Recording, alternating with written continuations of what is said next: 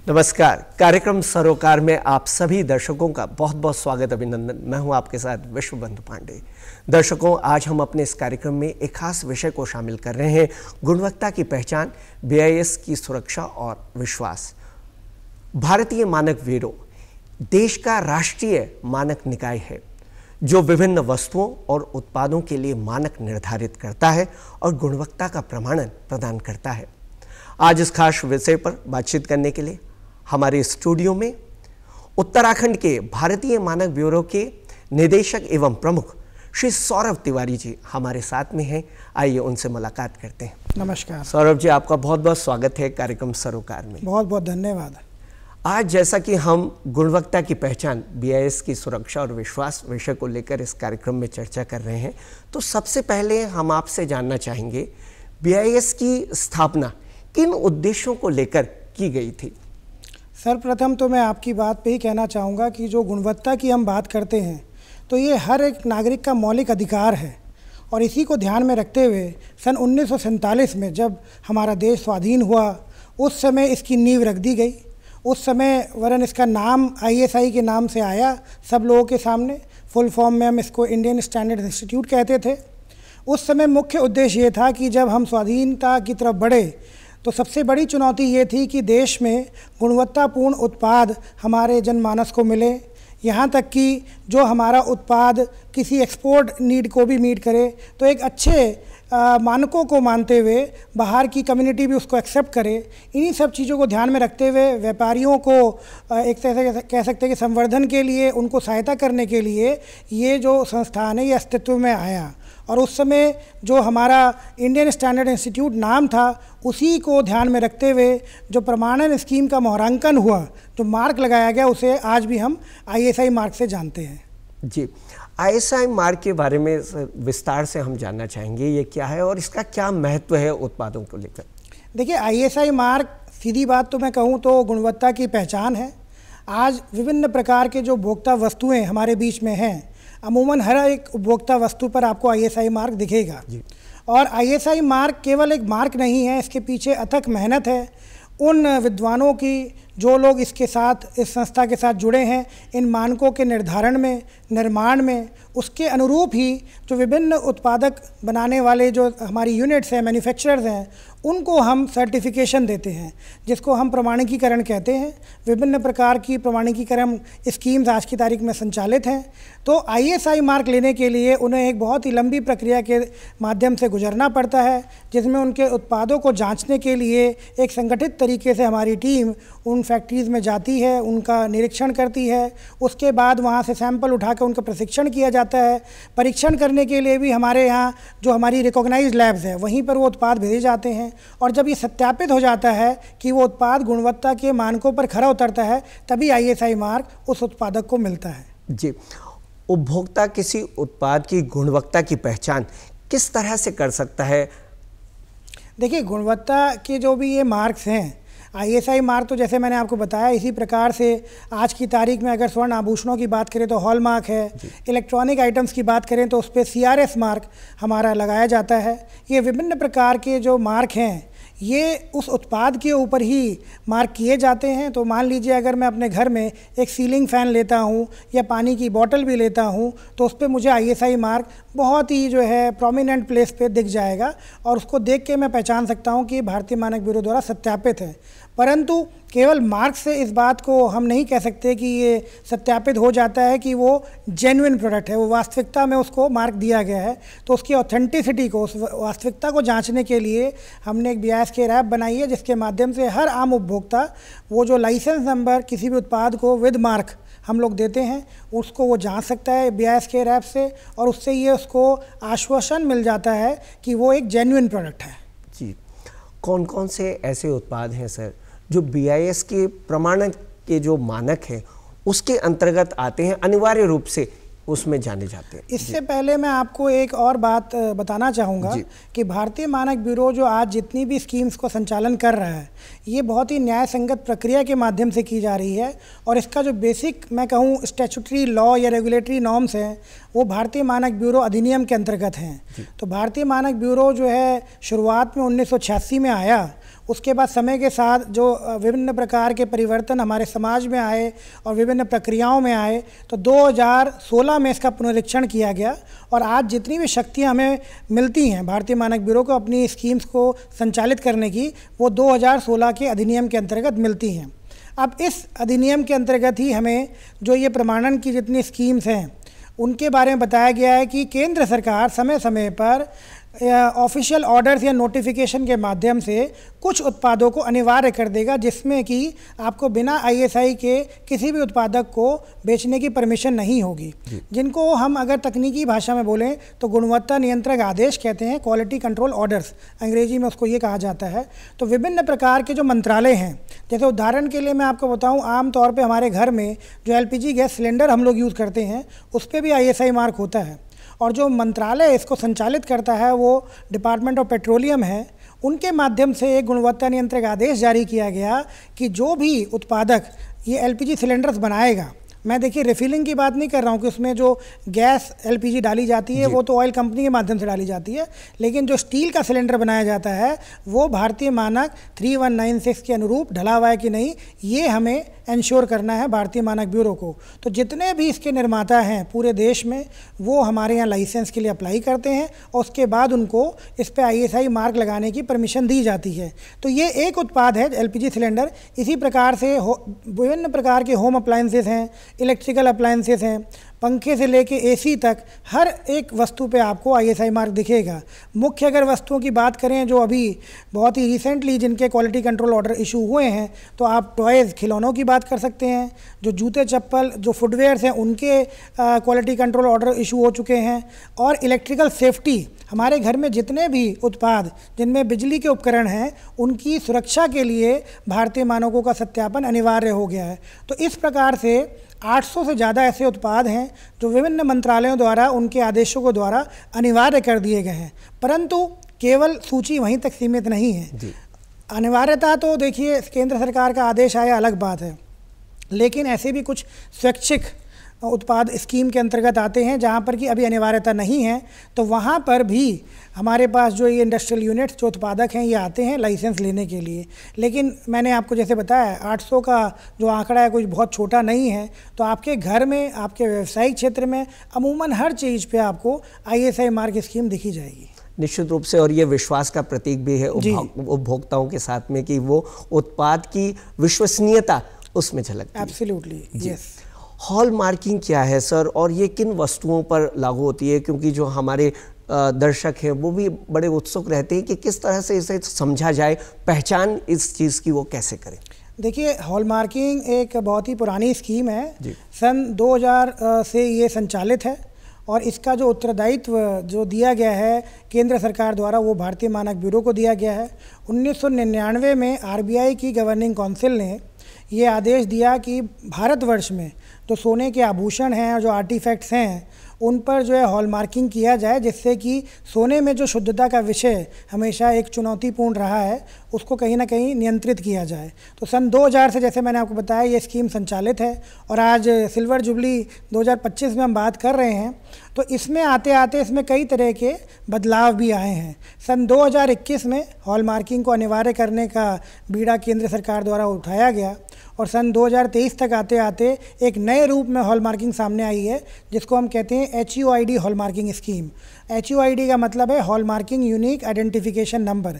जैसे हर व्यक्ति की अपनी एक पहचान है, उसी प्रकार से आज की तारीख में मैं आपको आश्वस्त कर सकता हूँ कि जो भी एक सोने का गहना अगर आप खरीदते हैं तो हर गहने की अपनी एक पहचान है, अपना एक HUID नंबर है। तो अब ये बहुत ही व्यापक स्तर पर पूरे देश में संचालित हो रही है। आज की तारीख में देश में 373 ऐसे ज़िले हैं जहां पर ये अनिवार्यता चल रही है। बाकी ज़िलों में भी धीरे धीरे इसको अनिवार्य करने का प्रयास किया जा रहा है। इसमें मुख्य बात ये सामने आती है कि देखिए, अनिवार्य करना किसी वस्तु को बड़ा साधारण प्रक्रिया लग सकती है, लेकिन इसके लिए बहुत ही व्यापक स्तर पर काम करना पड़ता है। अगर हॉलमार्क आपको कराना है किसी ज्वेलर को, तो ज्वेलर की सबसे बड़ी चुनौती ये रहती है कि मैं कराऊं कहाँ। जी, तो उसके लिए हमने एसेइंग एंड हॉलमार्किंग सेंटर्स पूरे देश में स्थापित किए हैं। 1600 से ज़्यादा ऐसे एसेइंग सेंटर्स हैं। इवन हमारे उत्तराखंड में भी 10 से ज़्यादा एसेइंग सेंटर हैं 6 ज़िलों में, और बाकी जो ज़िले हमारे साथ छूट गए हैं उत्तराखंड में, वहाँ पर ये नहीं है एसेइंग सेंटर, इसी वजह से वहाँ पर ये अनिवार्य नहीं है। देहरादून उन अनिवार्य ज़िलों में से आता है, हरिद्वार उन अनिवार्य ज़िलों में से आता है जहाँ पर एसेइंग सेंटर्स भी हैं और हॉलमार्किंग भी अनिवार्य है। तो आने वाले समय में सरकार का यही प्रयास है भारतीय मानक ब्यूरो के सहयोग से कि ज़्यादा से ज़्यादा एसेइंग सेंटर खोले जाएं और इसका दायरा और बढ़ाया जाए। बिल्कुल, और डुप्लीकेसी से बचाव हो सकता है। जी सर, ISI मार्क जो है उसकी सत्यता की पहचान किस तरह से की जा सकती है कि नकली और असली में कैसे हम अंतर कर सकते हैं कि ये असली ISI मार्क है या नहीं है? जी नहीं, ये आपने बिल्कुल बहुत ही प्रासंगिक और महत्वपूर्ण सवाल पूछा, क्योंकि आमतौर पे ये देखा भी जाता है कि एक आम उपभोक्ता, उसके पास इतने संसाधन नहीं है कि वो जो प्रमाणित वस्तु है उसको वो समझ पाए कि वो सही है या गलत है। तो विगत 4-5 साल से भारतीय मानक ब्यूरो ने इस क्षेत्र में भी बहुत गहन अध्ययन किया, और जैसा मैंने आपको बताया कि भारतीय मानक ब्यूरो केवल मानक निर्धारण ही नहीं करता है, उसका संवर्धन में भी निरंतर कार्य कर रहा है। तो आम उपभोक्ता को सशक्त करने के लिए हमने एक BIS केयर ऐप ये हमने जो है बनाई, जो कि आज की तारीख में आपके एंड्रॉयड प्लेटफॉर्म पे भी उपलब्ध है और iOS प्लेटफॉर्म पे भी उपलब्ध है। हमारा यही आज नारा है कि हर उपभोक्ता अपने फ़ोन में इस ऐप को डाउनलोड कर ले, और इसमें विभिन्न प्रकार की जो हमारी स्कीम्स चल रही हैं, जिसमें तो हॉलमार्किंग भी आती है, ISI भी आती है, और इलेक्ट्रॉनिक्स आइटम पे जो CRS स्कीम है उनके जो नंबर्स हैं लाइसेंस के, हॉलमार्किंग में 6 डिजिट का अल्फ़ा न्यूमेरिक नंबर होता है, आम जो लाइसेंस हम लोग ISI में देते हैं वो 10 डिजिट का होता है, ऐसी जो CRS में हम लोग रजिस्ट्रेशन देते हैं वो 8 डिजिट का होता है। ये सारे अगर आप उस ऐप में उस लिंक पे डाल देंगे तो आपको संपूर्ण विवरण मिल जाएगा कि कौन उसका उत्पादक है, उसको जो लाइसेंस दिया गया उसकी वैधता कब तक है। हॉलमार्किंग में तो यहाँ तक पता चल जाता है कि उसकी शुद्धता कितनी है। तो मुझे लगता है ये हैंड हेल्ड डिवाइसेस में आपके हाथों में हमने ये एक आपको भाई एक समाधान दे दिया है कि आपको किसी से पूछने की ज़रूरत नहीं है। एक समय वो भी था जो हमें याद है कि हमारे पास कई प्रकार के जो प्रश्न आते थे पत्रों के माध्यम से या ईमेल के माध्यम से, धीरे धीरे जब IT क्रांति आई, लेकिन आज तो मोबाइल में सारे फीचर्स हैं। आपको पता चल गया कि अगर ये जेन्युइन है तो आप उसको खरीदिए, और अगर आपको लगता है कि वो नंबर डालने पर कोई डिटेल, कोई आपको डेटा नहीं मिलता, तो उसी समय आप एक जागरूक नागरिक होने के नाते शिकायत भी दर्ज वहीं कर सकते हैं। जी, बहुत सुंदर से। सर, BIS की जो मान्यता की बात करें, ये भारत तक ही सीमित है, अंतर्राष्ट्रीय स्तर पर भी इसकी मान्यता है? नहीं, आपने सही प्रश्न किया। देखिए, ऐसा है कि जहाँ तक भारतवर्ष की बात करें तो आपने पहले ही अपने उद्बोधन में बताया कि हम राष्ट्रीय मानकीकरण निकाय हैं। बिल्कुल। तो हमारे देश में उत्पाद की गुणवत्ता को सुनिश्चित करने के लिए भारतीय मानक ब्यूरो का प्रमाणन व्यापक स्तर पर जो है अपनाया गया है। परंतु जब हमारा उत्पादक कोई अपना उत्पाद किसी और देश में बेचना चाहता है, एक्सपोर्ट करना चाहता है, तो ये स्वाभाविक है कि वो उसके नियामकों को और उसके नियमों को पालन करेगा। परंतु हम ये कहना चाहते हैं कि चाहे आज आप फुटवेयर का निर्यातक हों, चाहे आज आप टॉयज़ के निर्यातक हों, चाहे स्टील के निर्यातक हों, आपने अगर ISI सर्टिफिकेशन मान्यता ली हुई है तो उस देश में भी जहाँ पर भी आप निर्यात करना चाहते हैं उसको ये तो आश्वासन रहेगा कि किसी मानक के अनुरूप आपके उत्पाद को परखा गया है। मैं आपको इसमें एक बात और अतिरिक्त बताना चाहूँगा कि भारतीय मानक जो आज बने हैं, आज आंकड़ों में बताऊं तो 23,000 से ज़्यादा मानक हमने बनाए हैं, जिसमें 10,000 से ज़्यादा तो उत्पादों पे हैं, बाकी प्रक्रियाओं पे और व्यवस्थाओं पे हैं। तो ये जो मानक है ये अंतर्राष्ट्रीय मानकों के समन्वय से और उनके साथ जो है समावेशित होकर अंतर्राष्ट्रीय स्तर के हैं। तो आज आप ये नहीं कह सकते कि अगर भारतीय मानक ब्यूरो द्वारा प्रमाणित कोई उत्पाद आपने बनाया है तो वो किसी भी विदेशी जो हमारा कंज्यूमर लेगा तो उसको संशय होगा कि भाई ये हमारे स्टैंडर्ड के हिसाब से तो नहीं है। तो आज भारत का मानक भी प्रत्येक देश के मानक से बेहतर या उसके बराबर है। तो निश्चिंत होकर अगर हम प्रमाणीकरण लेते हैं तो हम एक ये आश्वासन भी वहाँ के आयातक को देते हैं कि भाई देखिए, अगर ISI सर्टिफाइड है तो वो आपके मानकों को भी पूर्णतः जो है कहीं ना कहीं मीट करता है उनकी रिक्वायरमेंट्स को। बिल्कुल, और इससे आयात और निर्यात दोनों में विश्वसनीयता स्थापित होती है। जी बिल्कुल। सर, यदि कोई उपभोक्ता खराब BIS मार्क का कोई सामान ले लेता है तो वहाँ पर वो क्या कर सकता है, किस तरह से वो अपने को बचा सकता है? नहीं, ये तो बात देखिए, आमतौर पे हम सभी लोग कहीं ना कहीं इसके जो है विक्टिम भी रहे हैं कि हम जो भी सामान बाज़ार से लेते हैं, चाहे वो मेक इन इंडिया हो, और आप जानते हैं कि हमारे देश में विभिन्न प्रकार के तरह के व्यवसाय होते हैं। तो एक समय था, मैं आपको बताऊं, तो हमारे जो टॉयज़ के आइटम्स थे उसमें मुख्यतः बहुत ही सब स्टैंडर्ड और लो क्वालिटी के टॉयज़ बिक रहे थे।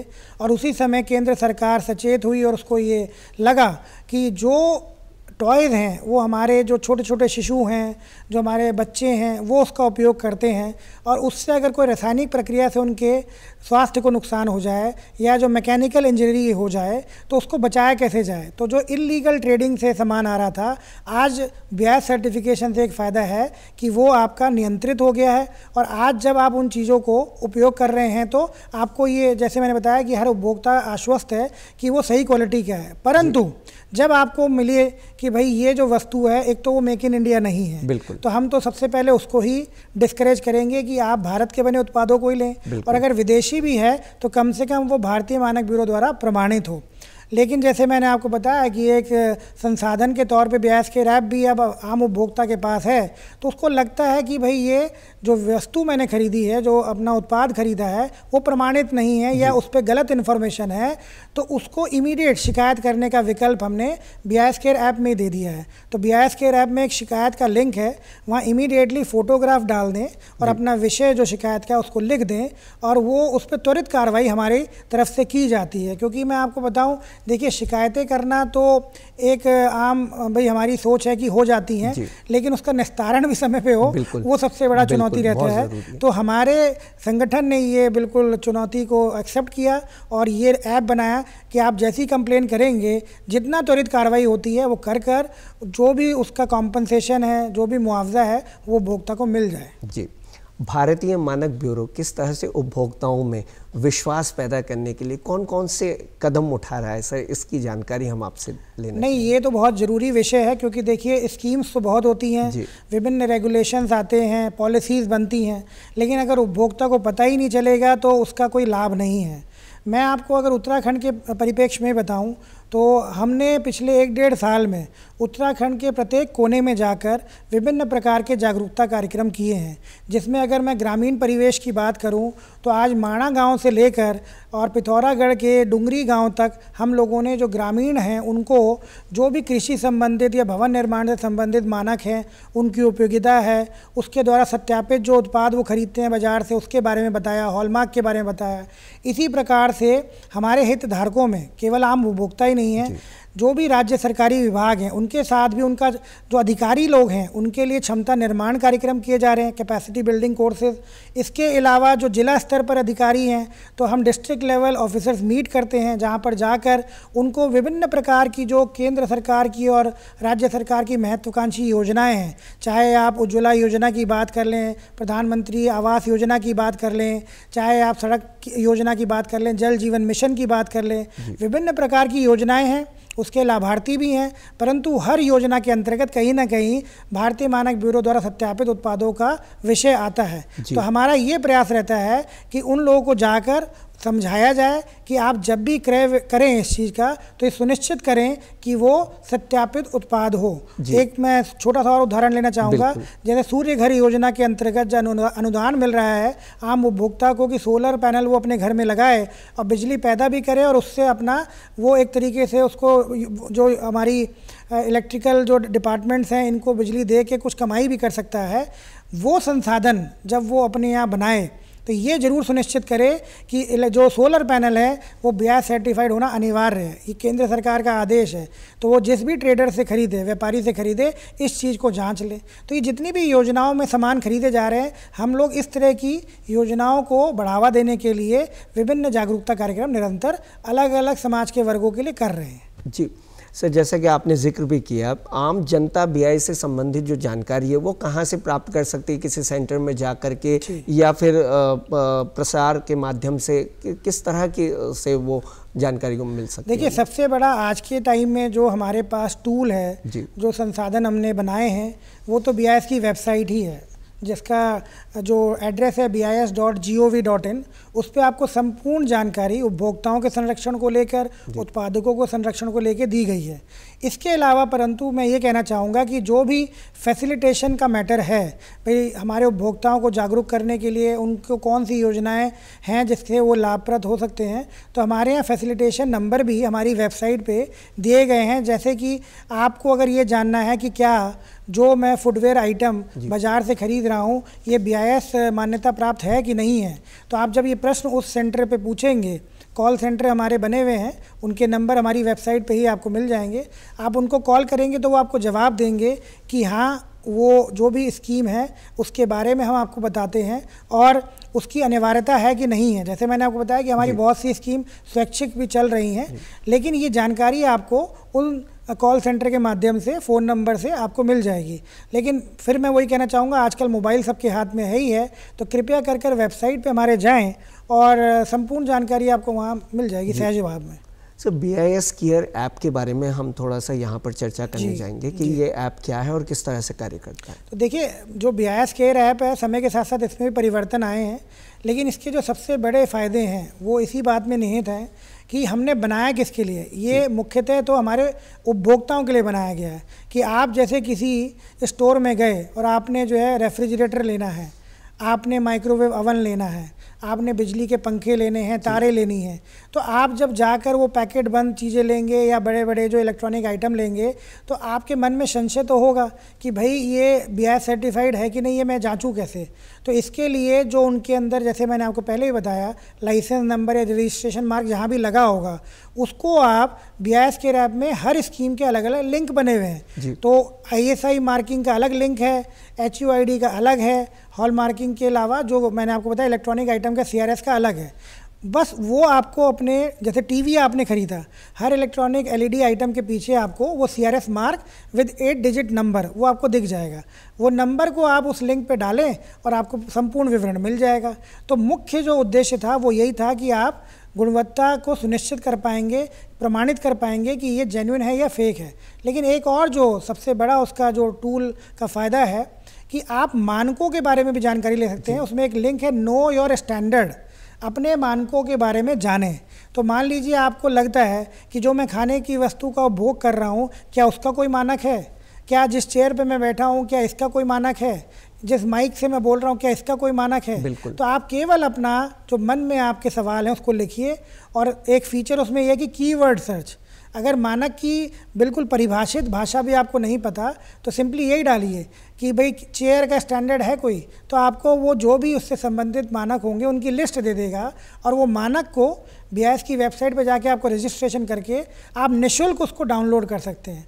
और मैं यही कहना चाहूँगा, क्योंकि आज का हर व्यक्ति जागरूक है, पढ़ा लिखा है, तो वो मानकों को भी पढ़े कि उसमें कौन से पैमाने जिस पे ये जांचा जाता है, तो आपका कॉन्फिडेंस लेवल और बढ़ जाएगा। बिल्कुल, बहुत ही सुंदर तरीके से सर आपने समझाया।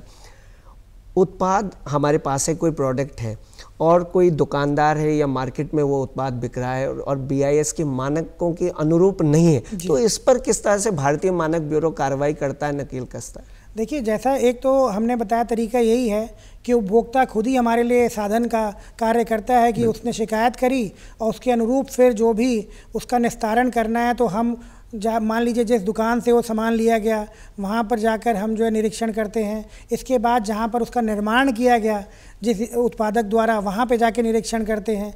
लेकिन ये तो हो गया कि जो हमें फीडबैक मिलता है उसके अनुरूप आपने कार्रवाई करी। इसके अलावा भारतीय मानक ब्यूरो स्वतः जो मार्केट सर्वेक्षण भी करता रहता है, मार्केट सर्वे भी करता है। बाजारी सर्वेक्षण में ये चीज़ें सामने आती हैं जो हमारा लगता है कि ये एक उद्देश्य भी है कि कोई भी स्पूरियस, कोई भी फॉल्स, झूठा BIS सर्टिफिकेशन प्रोडक्ट ना बेच रहा हो। तो हम ट्रेडर्स जो अपने व्यवसायी हैं इनका भी बाजारी सर्वेक्षण करते हैं और बीच बीच में इंडस्ट्रियल यूनिट्स में भी चले जाते हैं और देखते हैं कि कहीं वहाँ पे अनैतिक गतिविधि तो नहीं हो रही है। तो अनैतिक गतिविधि में निर्माण से लेके आपका ट्रेडिंग तक हर चीज़ उसमें शामिल है। मैं आपको इसमें एक चीज़ और कानूनी स्तर पर बता दूँ कि भारतीय मानक ब्यूरो अधिनियम में ये बात बिल्कुल क्लियर, बहुत ही साफ तरीके से बताई गई है कि जिन भी उत्पादों का गुणवत्ता नियंत्रक आदेश केंद्र सरकार द्वारा जारी कर दिया गया है, तो उससे संबंधित जो भी मैन्युफैक्चरर है, निर्माता है, जो भी स्टॉकिस्ट है जो उसका संग्रह करके रखता है, जो भी एग्जिबिटर है जो उसकी प्रदर्शनी करता है, और जो भी उससे संबंधित है व्यक्ति उस पूरे चैनल में, वो सभी इसके जो भी उल्लंघन होगा अधिनियम का, उस ऑर्डर का, उसके सहभागी होंगे और उनके अगेंस्ट कार्रवाई कानूनी की जा सकती है। सेक्शन 29 में कानूनी कार्रवाई का पूरा विवरण दिया गया है, जिसमें कि 2 साल तक का कारावास और उससे ऊपर जो है आप पेनल्टी की अगर बात करें तो कई लाखों तक आपको जुर्माना लगाया जा सकता है अगर आप इन किसी भी गतिविधियों में संलिप्त हैं। तो मेरा अपने दर्शकों से भी यही कहना होगा कि आप एक जागरूक नागरिक बने और उसके साथ साथ ये सूचना भी भारतीय मानक ब्यूरो तक भेजें समय समय पर जब आप इस तरह की विसंगतियां बाज़ार में देखते हैं। परंतु जो हम अपने ऑर्गेनाइजेशन संस्था स्तर पर कर रहे हैं वो मैंने आपको बताया कि सर्वेक्षण के माध्यम से हम ये सुनिश्चित करते हैं कि कोई भी इस तरह का उत्पाद जिस पे कि प्रमाणन सही तरीके से नहीं लिया गया वो बाज़ार में ना बिके। जी, ये जो भारतीय मानक ब्यूरो है एक राष्ट्रीय निकाय है जी, इसमें आत्मनिर्भर भारत में और निर्माण में किस तरह की भूमिका आप देखते हैं BIS दे रहा है? देखिए, मैं तो माननीय प्रधानमंत्री जी को धन्यवाद देना चाहूँगा कि उन्होंने जब सत्ता में सरकार आने के बाद कुछ मतलब जो डिसीजंस लिए, जो निर्णय लिए, उनमें एक मेक इन इंडिया का आप सभी लोग जानते हैं आत्मनिर्भर बनने का ही निर्णय जो है बहुत सशक्त तौर पे सामने आया। तो भारतीय मानक ब्यूरो की जो स्कीम्स हैं, अगर मैं आपको बताऊं, हम केवल भाई स्टैंडर्ड्स को निर्माण करने वाली संस्था ही नहीं है, हम केवल प्रमाणीकरण करने वाले ही नहीं हैं, हम नियंत्रक भी हैं, एक तरह से रेगुलेटर भी हैं। तो जब किसी भी विदेशी सामान को यहाँ पर आयात किया जाता है तो उन पर भी ये कानून लागू होता है। तो मेक इन इंडिया को बढ़ावा देने के लिए एक ये बहुत ही, मैं कहता हूँ कि क्रांतिकारी फैसला था कि आज जब हमारे मानकों का अनुपालन की बात आएगी तो चाहे वो सामान किसी भी देश से आए, उनको एक तो हमारे उत्पादों को मतलब जो उनके उत्पादों को हमारे बाज़ार में देने के लिए भारतीय मानकों का अनुपालन करना होगा। लेकिन कहीं ना कहीं इसने उस पर रोक भी लगाई। अगर कोविड टाइम की महामारी के समय की आप बात करें तो बहुत से ऐसे सब standard product even health services में भी आ गए थे जिस पे सरकार ने लगाम लगाई। और उस समय आप अगर इस बात को ध्यान से समझें तो उस समय चाहे वो हमारे पर्सनल प्रोटेक्टिव डिवाइसेस हो, चाहे N95 मास्क हो, चाहे हमारे सैनिटाइज़र्स हों, वो सब देश में विभिन्न प्रकार की इकाइयाँ बनाना उन्होंने शुरू कर दिया। तो जब नियंत्रण होगा, जब रेगुलेशंस आएंगे तो कहीं ना कहीं हमारा जो इंडिजिनस मैन्युफैक्चरर है, जो हमारा घरेलू उत्पादक है, उसको स्वावलंबी बनने का एक मौका मिल जाएगा। और अभी आपने सुना ही होगा कि सेमीकंडक्टर के क्षेत्र में भी यह भारतवर्ष जो है आगे बढ़ा है और हमारे देश में ही सेमीकंडक्टर बनने का अब एक समय आ गया है। तो विभिन्न क्षेत्रों में सरकार द्वारा समय समय पर लाई गई ये जो नीतियां हैं, जो ये कानून है, इनसे हमारा जो आम जन है, जो देश में रह के देश के भले के लिए चीज़ों का निर्माण करना चाहता है, वो स्वावलंबी बन रहा है और देश सशक्त हो रहा है। जी सर, आप पूरे राज्य को देखते हैं, उत्तराखंड को, और यहाँ पर किस तरह से BIS ने कार्य किए हैं, क्योंकि आपके पास विभिन्न सर्वे रिपोर्ट्स भी आती हैं, तो हम अपने राज्य को किस तरह से देखें, किस तरह से किस दिशा में ये जा रहा है और BIS के अनुरूप उतर रहा है कि क्या हो रहा है इसमें? नहीं, देखिए, उत्तराखंड एक उभरता हुआ राज्य है और हमें बड़ा गर्व है कि ये हमारी जन्मभूमि है। तो हमारा ये उत्तरदायित्व भी है, हमारा नैतिक कर्तव्य भी है कि हम इसके जो उत्थान के लिए जो भी योगदान दे पाएँ। आज की तारीख में जितनी भी यहाँ पर इंडस्ट्रीज़ हैं, मुख्यतः वो मैदानी क्षेत्रों में ही हैं। तो पहाड़ी क्षेत्रों को भी बढ़ावा देने के लिए कि वहाँ पर चाहे पर्यटन का क्षेत्र हो, चाहे हथकरघा उद्योग का क्षेत्र हो, जो भी लोकल कॉटेज इंडस्ट्री है, उन सब को संवर्धन देने के लिए भारतीय मानक ब्यूरो की तरफ से हम लोग समय समय पर राज्य सरकार के विभिन्न विभागों से जुड़ते हैं। आप अगर उदाहरण लें कि लोक निर्माण विभाग जितनी भी चाहे सड़क निर्माण की, भवन निर्माण की गतिविधियां पूरे उत्तराखंड में कर रहा है, उस विभाग के साथ हमने क्षमता जो है निर्धारण का कार्यक्रम किए, ट्रेनिंग के प्रोग्राम किए, उनको बताया कि भाई भवन निर्माण में कौन कौन से मानकों को आपको सुनिश्चित करना है, सड़क निर्माण में कौन कौन से करना है। और अभी जिस तरह की आपदाएँ आई हैं तो मुझे पूरा विश्वास है कि इन मानकों का अनुपालन करते हुए हम जो इंफ्रास्ट्रक्चर लॉसेज हुए हैं, जो क्षति हुई हैं, उनकी पूर्ति कर पाएंगे। तो इसी तरीके से विभिन्न सरकारी विभागों के साथ, आम जन के साथ हमने बहुत व्यापक स्तर पर कई तरह के कार्यक्रम किए और मुख्यतः जो सरकारी विभाग हैं, जो योजनाओं का क्रियान्वयन कराते हैं, उनके साथ हम जुड़े।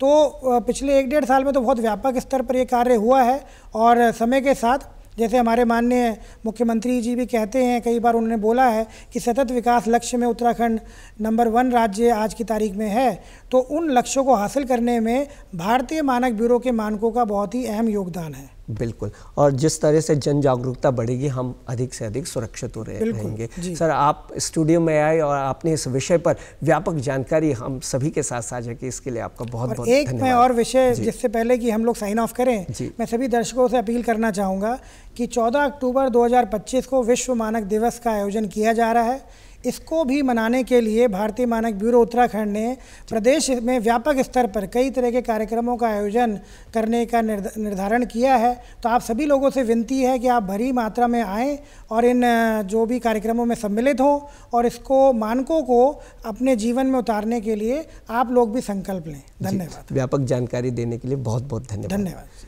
तो दर्शकों, ये था सरोकार कार्यक्रम जिसमें आज हमने BIS की गुणवत्ता और विश्वास सुरक्षा पर बातचीत की।